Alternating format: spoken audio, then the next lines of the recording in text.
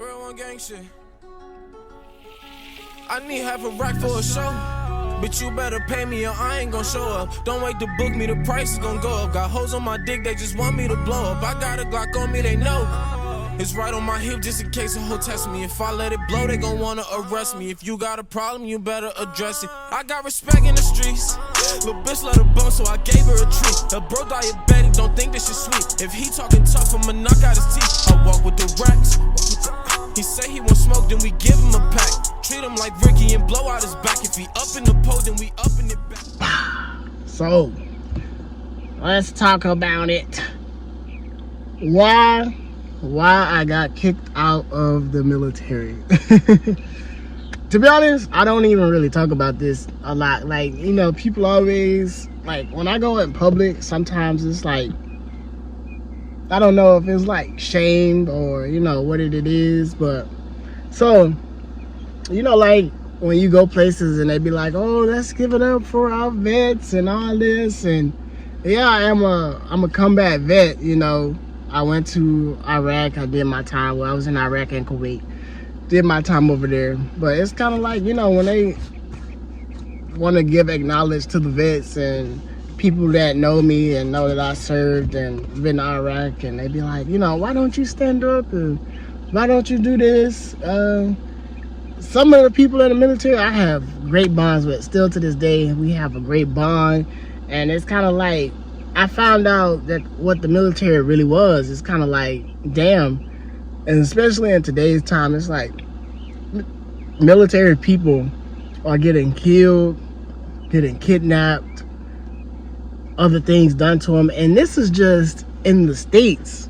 We're not talking about going overseas or deployment, things that's happening, you know, to our soldiers. And, you know, once you are a military member and you realize, well, you know, all the things that you do, it's actually quite easy to get kidnapped. And I did not think of this, you know, because in the military I have people buying me drinks and you turn into like a low-key alcoholic, and you just, you know, the people you drink with, you trust strangers that you go and drink with because maybe you see them at the bar every week or something like this, and then they offer you to give you a ride because you're so drunk or intoxicated. You know, that turns into a kidnapping or some other shit. But in the moment, you're in the military, you're not thinking about, you know, what could possibly happen to you. So it's like, damn, I gotta get treated a certain type of way in the military, and I get treated like this by citizens in the States. So it's like, you can't win. But anyway, let's talk about, you know, my service and why I got kicked out. So I joined the military, really, I signed my contract 11th grade year. It's like a family tradition. Everybody in my family's been some type of military, so I figure, why not do that? Sometimes I think about, like, damn, why didn't I go play professional ball? You know, I could have been no, corner, safety, running back. It could have been anything. Honestly, I was running a 4.340 at my golden days. It's like, I used to be fast. Now I'm slow as hell. I'll be lucky if I run a 4.8 right now. With my old broke ass fractured legs and shit from the military. But anyway, I joined the military in my junior year. I didn't do the split program because it's like, I'm not trying to go spend my summer, my junior summer at basic training at Fort Jackson, finish over there, come back, finish my senior year, and then right after I graduate senior year, go to AIT training, advanced individual training, and then just be sitting in the reserves. Now this, I'm not knocking nobody, you know, in the National Guards, the reserves, or I can't remember that other one. It's not active duty. AFG, I think it's called, something like that. But yeah, I wasn't trying to do that. I was trying to be full time. So what they told me was, once you graduate, that's when you'll ship out.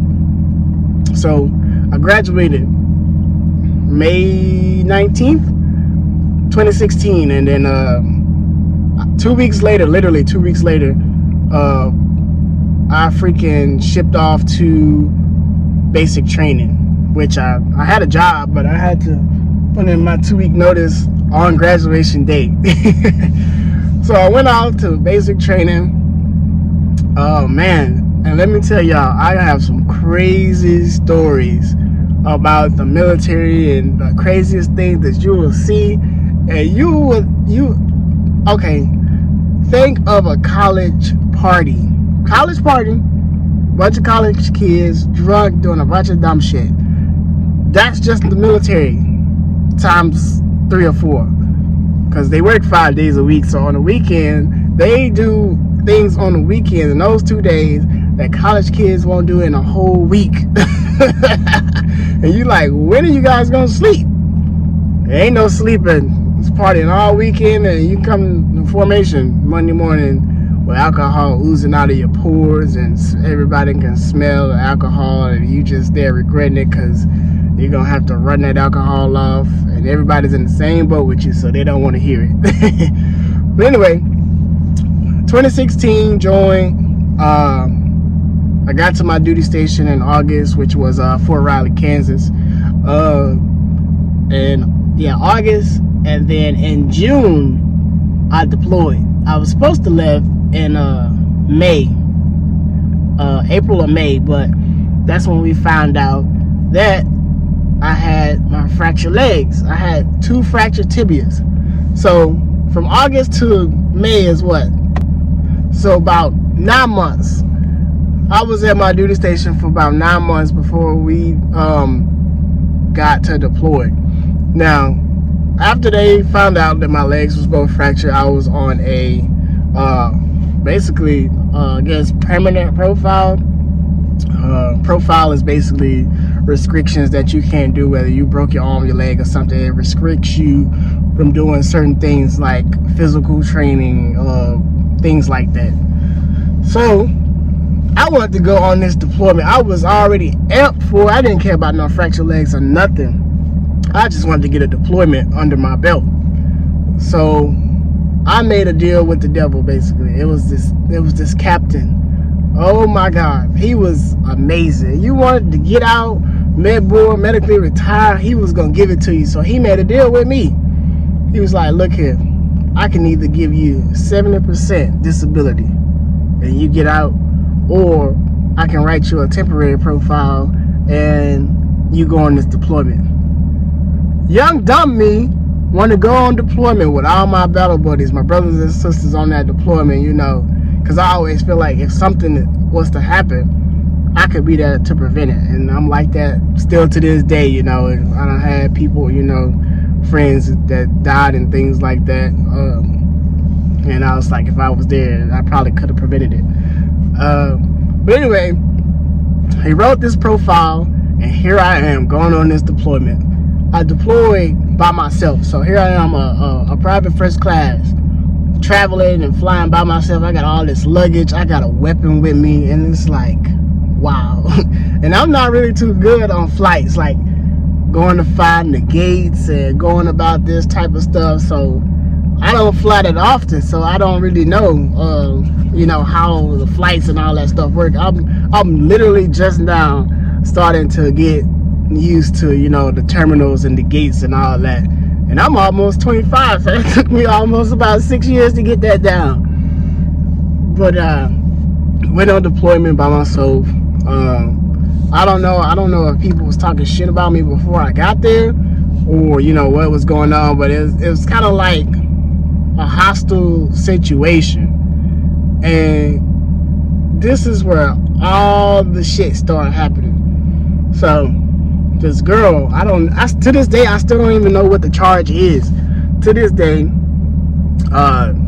this girl, I don't know if she sharked me or I don't even know what the hell they did. But anyway, it was word that got out that I had this naked video of this girl and was showing people and all this crazy type of stuff. And I was in a group chat with one of my homeboys, and one of my homeboys, I guess, had snitched me out and was like told the girl's friend that I did have it on my phone, And so basically I was under investigation for CID for like forever. They took my phone December of was that 2017. They took my phone, and then they took my phone while I was in Iraq. So I flew into Kuwait, and I guess they just wanted me away from everybody, so they shipped my ass by myself again to Iraq to be with some other unit where I went to Baghdad, and I can't tell you the exact base that I was at, but just know it was a blackout base, which means after a certain time all the lights have to be off, and the only way you could travel is like with this little red light, military red light thing for nighttime. So anyway, I'm out there, we come back, we redeploy, and on we got back on Valentine's Day. A day after Valentine's Day, and I found out that the girl that I was supposed to be, dating and potentially married had just been killed. Like, they told me it was a self-inflicted wound. But me talking to her before I even came back to the States, she was so happy on, getting ready to come back home, and us going on this date and stuff like that, and all of a sudden she just comes up dead. So anyway, let me just take the time out right now and just say rest in peace to my friends, because I lost her, Sergeant Christina Shoenecker. I lost her, and while I was over there I also lost my other battle buddy, which was Specialist Brown, Genevieve. She died trying to help an old lady get off the side of the road, and I guess the guy wasn't paying attention and just going full speed, and it was her and her friend trying to help this old lady, and they kind of just like ran right into him, and that was that. But RIP to those two. But anyway, back to the story. The CID had my phone for a whole year. Now I can show you guys the paperwork right now, because I held on to it. Not only they had my phone for a year, which means I had to buy another one. On my paperwork from the CID, it says that there was no evidence found on my phone that showed I had naked pictures or videos of this girl. Now, I don't even know why they kept going on with the investigation, considering that she had already been kicked out of the military months prior. So why are you still going on with an investigation of somebody who's no longer in the military? Like, at that point, when she got kicked out, if she wanted to do whatever the hell she did, then that would be civilian, or a civil type of thing, because I gave them access to everything. I gave them access to my whole phone. I gave them my passwords. I gave them my passwords to my social medias. I gave them everything, because I didn't have nothing to hide. So they questioned all my homeboys who I was in a group chat with, including the one who told the other girl that I even had it.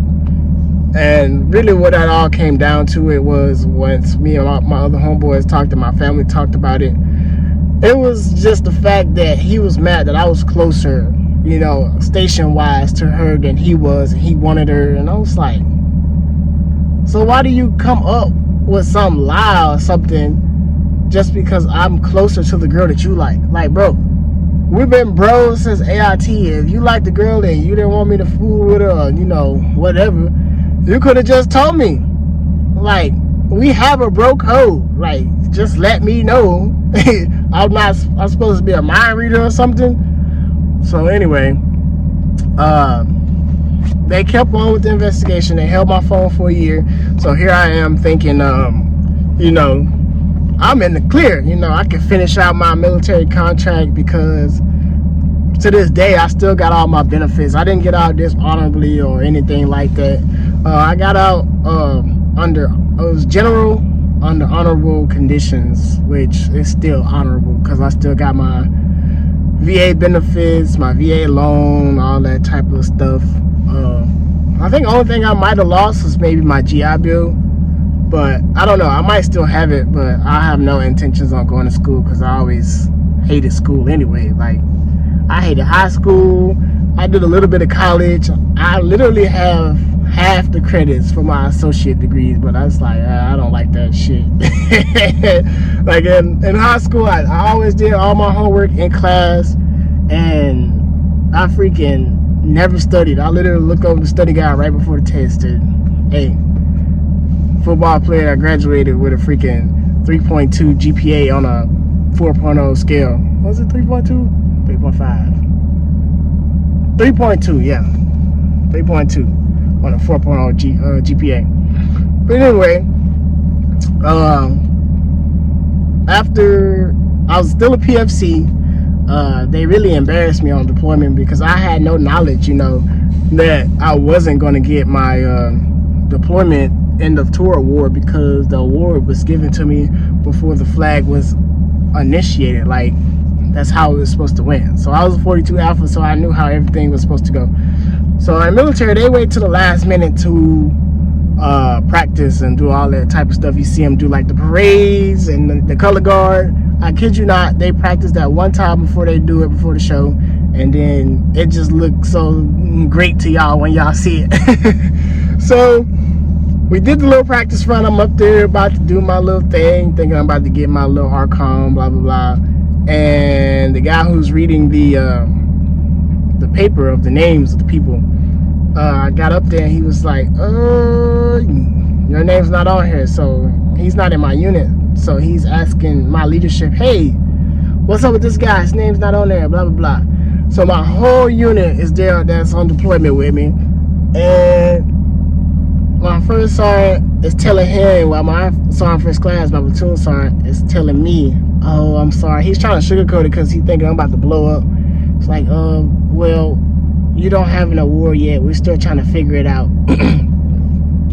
So I just got embarrassed in front of my whole unit and a couple more soldiers not from my unit that was at the award. So I didn't really sweat about it. And so we got back to the States. I ended up actually getting promoted to a specialist. So now I'm getting specialist pay, and I just slapped the rank on myself, because I'm promoted now. So this captain who was hating on me and shit was like, oh, what are you doing with that rank on, blah blah blah blah. So he went, because he forgot to type up the flag.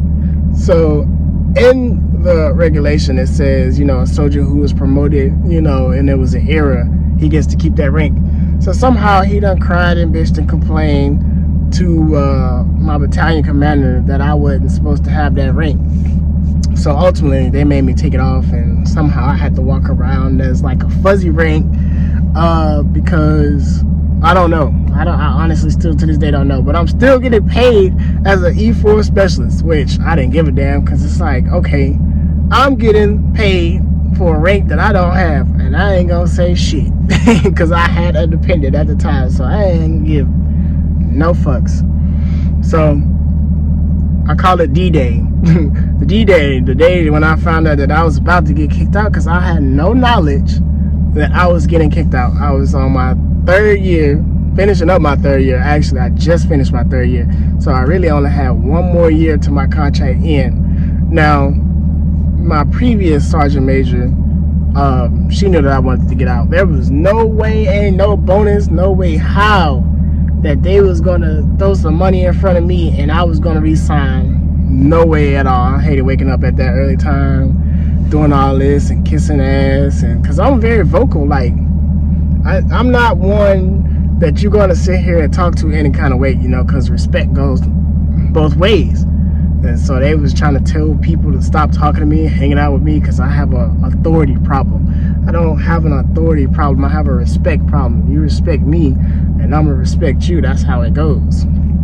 So anyway, the day I found out I was getting kicked out, I had a meeting with the battalion commander and the sergeant major, the new one, and his little prejudice ass, because I called him this because he's mad because the African American soldiers always brushing their hair and stuff like that, and they have waves in their hair. Now, I've never been too hip on getting waves in my head, as you can see.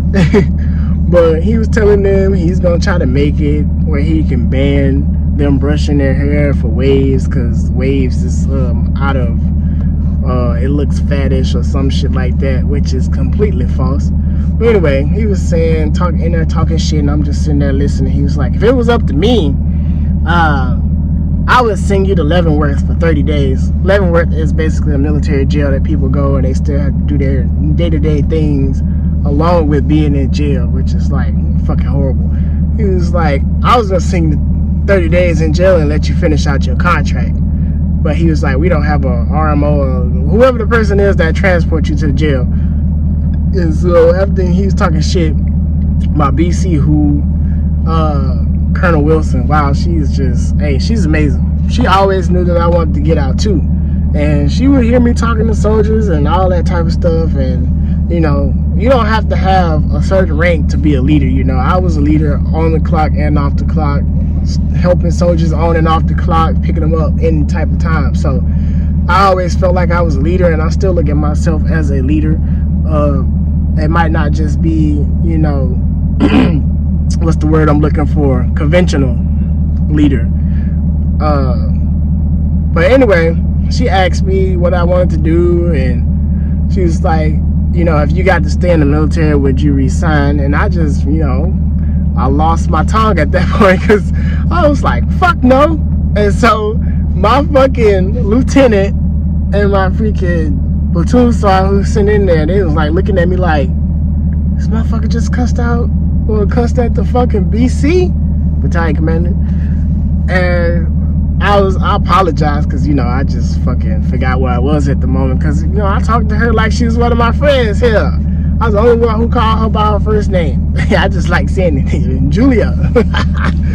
So anyway, she honestly did me a favor. You know, not only did I have to go to Leavenworth, but, you know, I asked her. So I was like, yeah, I wouldn't resign, and I was like, you really would just be doing me a favor if, you know, you just let me get out the military, because I mean, ain't shit I can do. Ain't nobody that's gonna listen to me. Y'all, my leadership wants people to stop listening to me, hanging out with me, talking to me and stuff like that. Like, there's no point for me to be here, especially when I can't progress, because y'all done made me a fuzzy. Now, at this point, I'm sick, because I'm like, I should be a whole E5 sergeant right now. That's why some people that I met, they call me sergeant or whatever, but I'm supposed to be an E5 sergeant. And if I was still in for my 4th year, I had strong intentions that I would have been a staff sergeant before I got out the military, because I was supposed to got sergeant at 2 years and 7 months, and I was like, oh yeah, I definitely can make staff sergeant or whatever. But anyway, long story short, I got out the military and just started living my life now, my regular life now, you know, working at the plant, stuff like that. And even to this day, you know, I still help soldiers get out, and somehow still remembering rigs and things, you know, to help out soldiers who's still in, and all the other soldiers who got kicked out and stuff like that, and telling them the money that they're entitled to, because sometimes soldiers don't have a plan or what they want to do. So it's kind of like, I just help them, you know, get on their feet and tell them that the money that they're entitled to, like the TSP and stuff like that, people don't even realize that's your money. It's like a 401k. That's your money. You can take out whenever you want to, and if you want to, you know, your life's not on track or whatever, or you might just need some extra money or something, that TSP will save you. Like, it's like a guaranteed $2,000+. So I kind of helped a lot of people out there, you know, getting that free $2,000 that the money that they had already put in there. And with my medical, I wasn't even supposed to get out, because the military liked to sweep shit under the rug. So my mental health in the military was cold black, which is the worst that you can have, is cold black. That means you damn near a nutcase and might potentially be a goddamn serial killer. It's like, oh, we don't know. So anyway, somehow, someway, I got out with a cold black. There's nothing wrong with me. And all the stuff that happened with me, my fractured legs and all the stuff, you know, that happened, I waited a year before I filed for my benefits. And long story short, the military ended up giving me like $5,000, and now they're gonna pay me for the rest of my life for being hurt, which is great, because it's like, the money that I get for disability actually pays for my rental property, like the mortgage and stuff like that. So I never have to worry about, my home being paid for. So now I just worry about my bills now in my apartment. So it's kind of like, yeah. But anyway, that's the story of how I got kicked out. Maybe I can find the paperwork and I'll put it on here that shows, there was no evidence found on my phone. They was just going off he say, she say, because, I don't care what nobody say. Minorities always get punished more harsher than, Caucasians in the military. And it's proven facts of all the people who I've seen get chaptered out. And I got a lot of friends, and I only got one white friend that I know who's been chaptered out. Actually, two white friends that's been chaptered out for some crazy shit. But theirs wasn't related to misconduct. Theirs was, that vape juice that was going around. One of them was like, I guess, hot or something. So both of them really was just from P-test, failing the drug test. But to get you out of the military quick, fast, in a hurry. But yeah, anyway, that's how I got kicked out of the military. Thank you guys for watching. Squad.